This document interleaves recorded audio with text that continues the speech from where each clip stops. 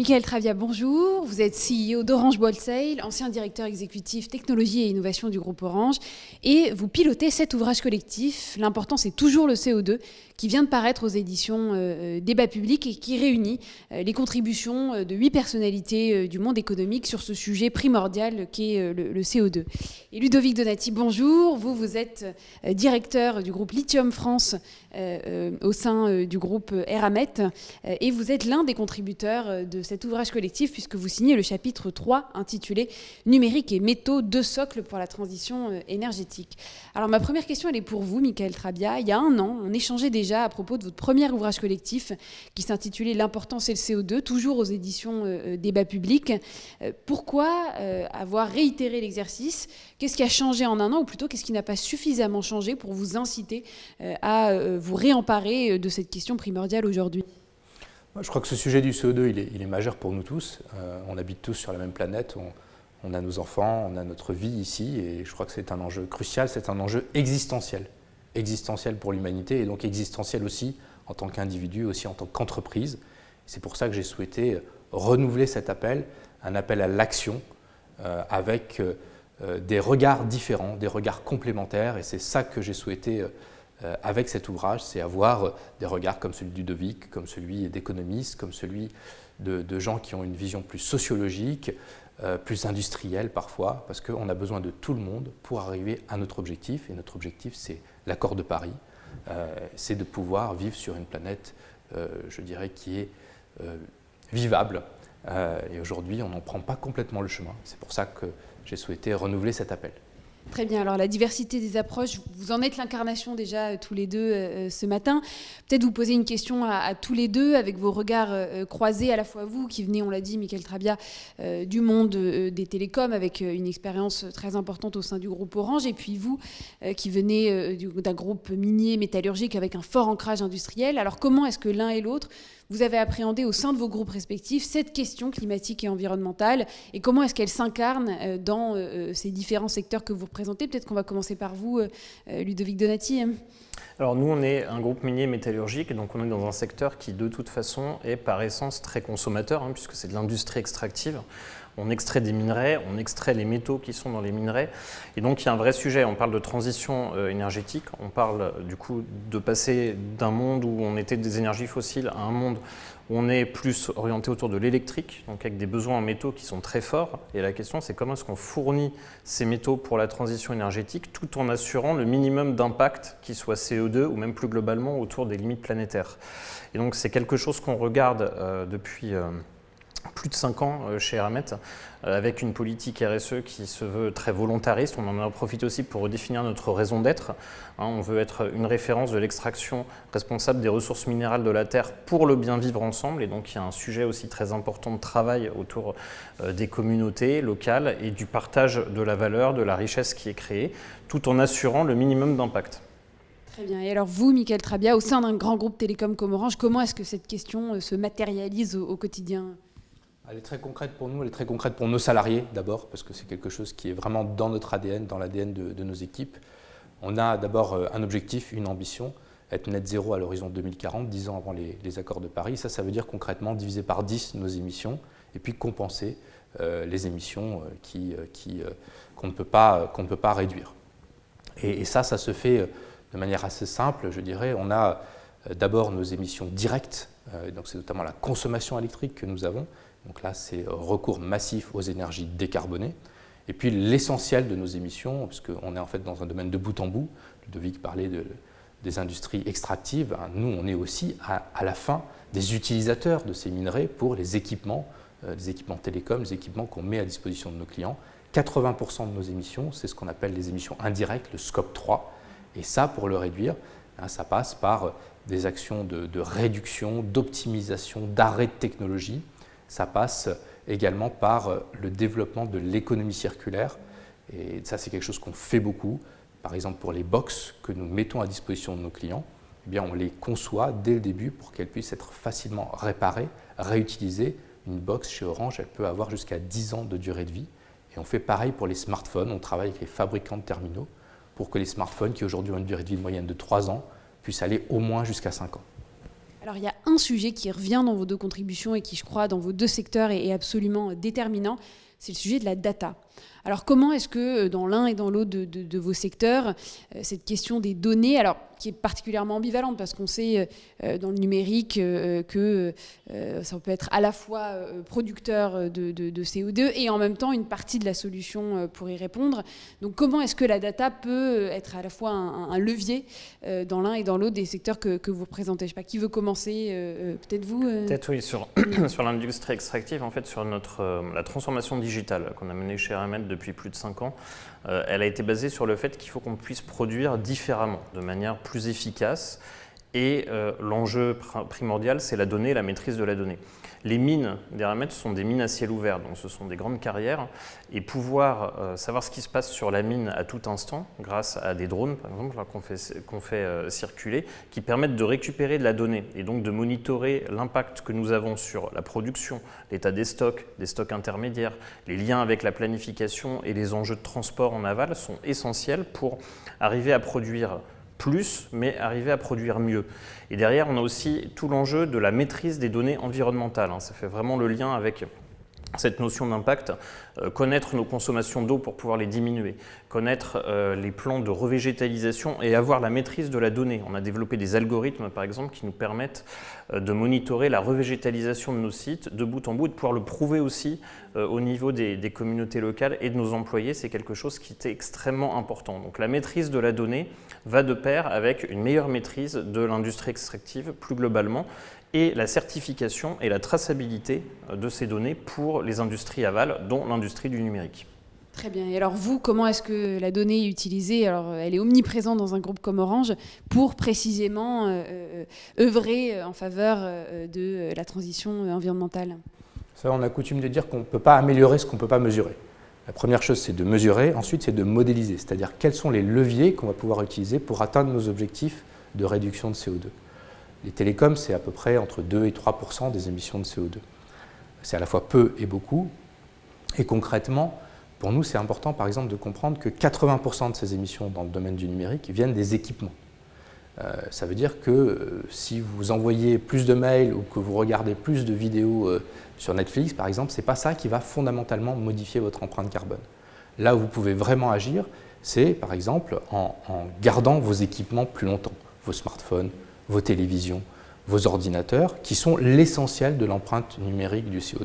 Et c'est pour ça que la donnée, elle est essentielle, parce que si on se trompe de diagnostic, finalement, les actions qu'on va proposer, qu'on va encourager, seront des actions qui seront au mieux inefficaces, au pire contre-productives, parce que parfois, on a besoin de dépenser un peu de CO2 pour en économiser beaucoup à côté. C'est aussi ce que fait le numérique.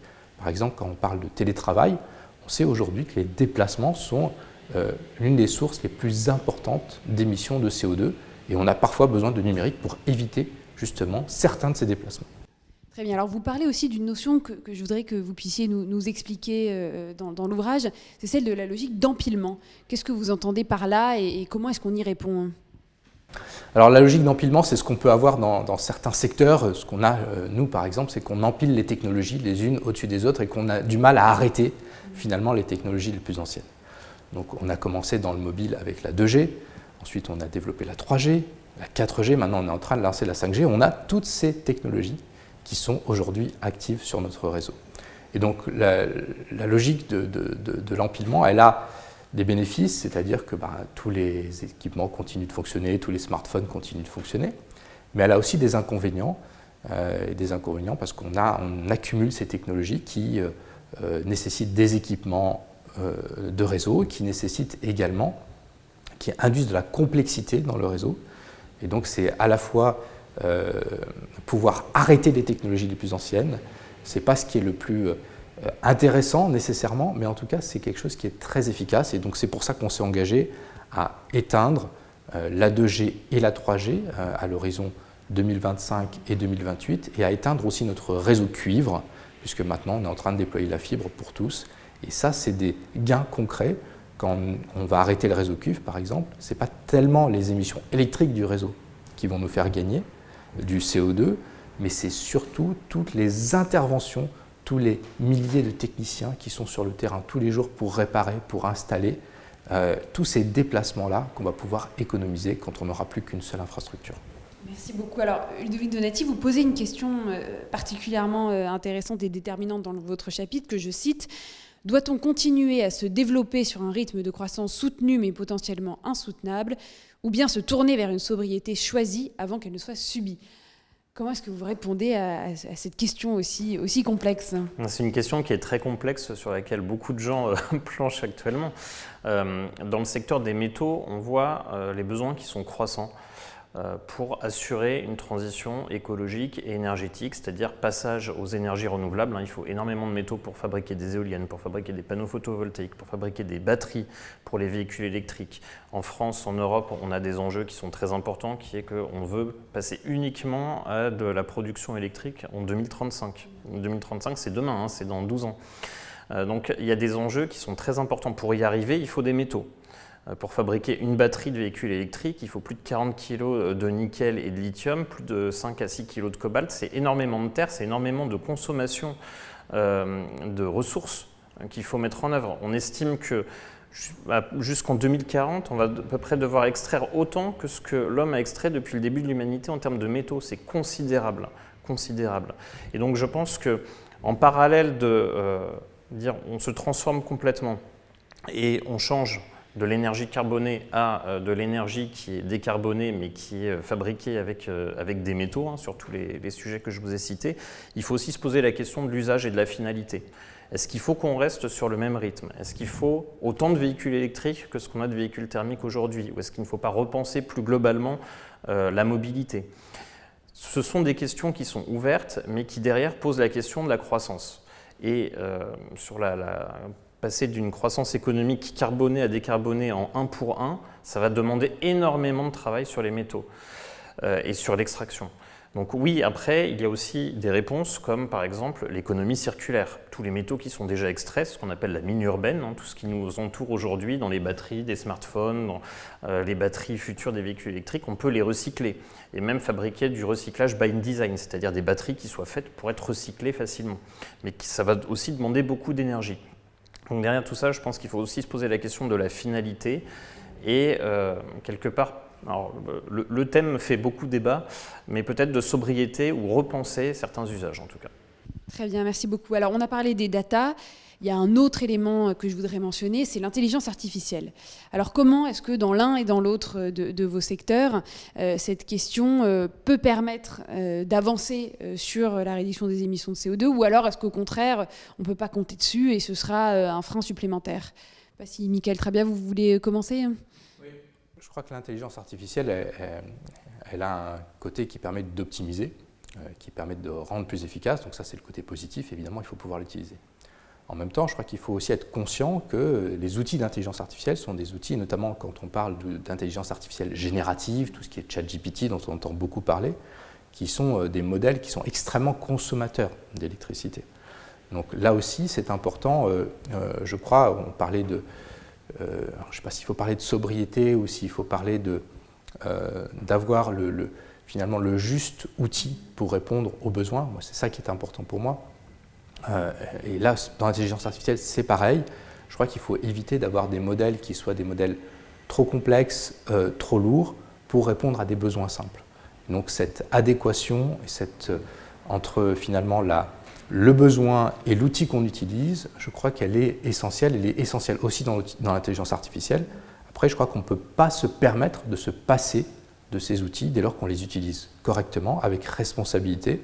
On ne peut pas se permettre de dire « bah non, on ne va pas regarder le numérique, on ne va pas regarder l'intelligence artificielle », même si ça peut permettre de faire des économies par ailleurs pour exploiter une mine, par exemple, ou pour exploiter un réseau de transport, pour optimiser des transports publics, ce qui peut permettre d'avoir un gain très efficace. À la fin, le CO2, c'est le même, qu'il soit émis pour de l'intelligence artificielle ou pour un réseau de transport. Ce qui est important, c'est de faire le bilan global et de se demander finalement si une action, si le fait d'utiliser un modèle d'optimisation va avoir un effet qui sera plus positif que le coût qu'il va représenter. Merci beaucoup. Alors précisément, pour l'extraction minière, comment est-ce que l'intelligence artificielle peut vous aider? Alors, elle nous aide beaucoup et je suis tout à fait d'accord avec ce que dit Mickaël. On le voit par exemple dans la métallurgie, c'est-à-dire quand on prend du minerai qui est de la terre, qu'on doit chauffer à plus de 1500 degrés, donc ça demande des quantités d'énergie qui sont énormes pour en extraire les métaux. On a développé ces dernières années des algorithmes qui permettent de récupérer toutes les données dont on disposait en termes d'informatique industrielle, de suivi des fours. Et avec les métallurgistes, on a développé des algorithmes qui, basés sur la connaissance de ces métallurgistes, permettent d'optimiser justement les rendements, en disant attention, avec tous les paramètres dont nous disposons actuellement, on risque d'avoir une déviation du rendement. On consomme trop d'énergie, on va consommer trop de CO2. Et donc, ces algorithmes vont proposer des optimisations aux métallurgistes pour pouvoir diminuer la quantité d'énergie, améliorer les rendements, et on a vu des gains qui sont très nets et très notables dans cette production. C'est un exemple parmi d'autres. On en a aussi sur l'optimisation de consommation d'énergie des engins miniers qui circulent le long d'une mine, parce qu'une mine c'est très grand, hein, c'est plusieurs hectares. Et finalement, on voit que l'apport du numérique permet considérablement d'optimiser cette partie extraction et donc d'avoir des gains qui sont très notables en termes de consommation d'énergie. Alors bien sûr, ça s'accompagne sur un plan plus global d'optimisation de l'énergie. Il n'y a pas que le numérique, mais en tout cas, le numérique est une pierre qui est importante. Et on y travaille aussi au niveau de la mission numérique des grands groupes, la French Tech Corporate Community, où je travaille avec un réseau de différents grands groupes sur le sujet de, finalement, comment est-ce qu'on arrive à mettre en place un simulateur d'impact environnemental des projets numériques, pour se dire, avant de lancer un projet, est-ce qu'on estime, si on regarde dans la globalité, comme le dit Mickaël, on aura un gain net en CO2, puis demain aussi en consommation d'autres ressources, ou est-ce que finalement lancer un projet numérique va être plus consommateur et plus coûteux que si on n'utilisait pas le numérique? Et ça, je pense que c'est important, en fait, et toutes les directions numériques des grands groupes se posent la question actuellement d'avoir et d'utiliser un numérique responsable pour arriver à optimiser au mieux la consommation des ressources et la diminution globale sur tout le cycle du CO2. Très bien. Alors, peut-être une dernière question pour conclure, que je vous poserai à tous les deux. Est-ce que vous êtes optimiste? Parce que vous êtes quand même dans des groupes immenses, donc vous pouvez aussi voir sur le terrain s'il y a une adhésion des salariés, des équipes sur ces questions-là. Est-ce que selon vous, les acteurs publics sont au rendez-vous et est-ce que les acteurs privés prennent aussi le relais et les responsabilités nécessaires pour aller dans le sens que vous proposez? Peut-être commencer par vous, Mickaël Trabia, pour conclure. Oui, bien sûr, parce que je crois qu'on a besoin d'abord de désirabilité. Je crois que quand on parle de transition environnementale, il faut faire attention à ce que finalement on ne soit pas un petit groupe qui soit en opposition complète avec la population. Et c'est important d'expliquer qu'il est possible d'aller vers un monde où on est plus efficace, où on est plus sobre en CO2, mais qui est un monde où on vit bien, dans un monde où on peut continuer à échanger avec ses proches, on peut continuer à s'informer, à se divertir, à accéder à la culture. Et je crois que ça, c'est un message important. Ce n'est pas parce qu'on va passer de 9 tonnes de CO2 par habitant en France aujourd'hui à 2 tonnes, qui est l'objectif qu'on vise avec les accords de Paris, qu'on ne peut pas finalement avoir la plupart de nos usages, peut-être certains un peu différemment, qu'on ne peut pas continuer à les avoir. Et ça, je crois que ce message, il est fondamental. Après, l'optimisme n'exclut pas la vigilance, et je crois qu'il y a beaucoup à faire aujourd'hui. Et il serait absurde de dire qu'on est sur une voie tracée. Je crois que tout le monde doit s'engager, le citoyen, bien sûr, le consommateur, l'entreprise, et je crois que c'est ce qu'on fait, ce qu'on essaye de représenter ici, mais aussi l'État, et je dirais les États, parce qu'à la fin, n'oublions pas que c'est un système global. La France toute seule, finalement, elle ne peut rien, c'est vraiment un ensemble global, et c'est pour ça qu'il faut aussi penser aux interactions économiques, c'est pour ça que les discussions entre les États, les discussions au niveau mondial sont essentielles pour arriver à notre objectif. Merci beaucoup. Est-ce que vous partagez cet optimisme prudent? Oui, je le partage et je constate qu'en France et en Europe, on est revenu sur un triptyque souveraineté, climat, industrie qui est extrêmement important. Là, dans les nouvelles fonctions que j'occupe aujourd'hui, je cherche à développer une extraction responsable de lithium géothermal qui est situé en Alsace et donc de valoriser à la fois la chaleur géothermale qui est sans CO2 et de valoriser du lithium qui est une ressource importante pour accompagner la transition énergétique. On a parlé des véhicules électriques tout à l'heure. Et donc même si on se repose la question des usages, on va avoir besoin de matières premières et ces matières premières, que ce soit la chaleur ou que ce soit les métaux, il faut pouvoir la produire de la manière la plus responsable possible. Et donc je pense que des groupes comme Eramet, et plus globalement on a aussi d'autres groupes européens qui y réfléchissent, ont bien pris ce virage, mais que ça doit s'inscrire dans une vision plus globale, partagée au niveau de la société, nos sociétés démocratiques en particulier, dans lequel le citoyen est vraiment au cœur des choix qui sont effectués. Sinon, effectivement, on risque que ça se passe beaucoup moins bien. Donc je partage néanmoins cet optimisme parce que je pense qu'aujourd'hui, on a tous les leviers pour y arriver, qu'on a bien compris les enjeux qui sont derrière la souveraineté, la réindustrialisation et bien sûr l'impact climatique et donc la diminution de nos consommations de CO2 et de ressources.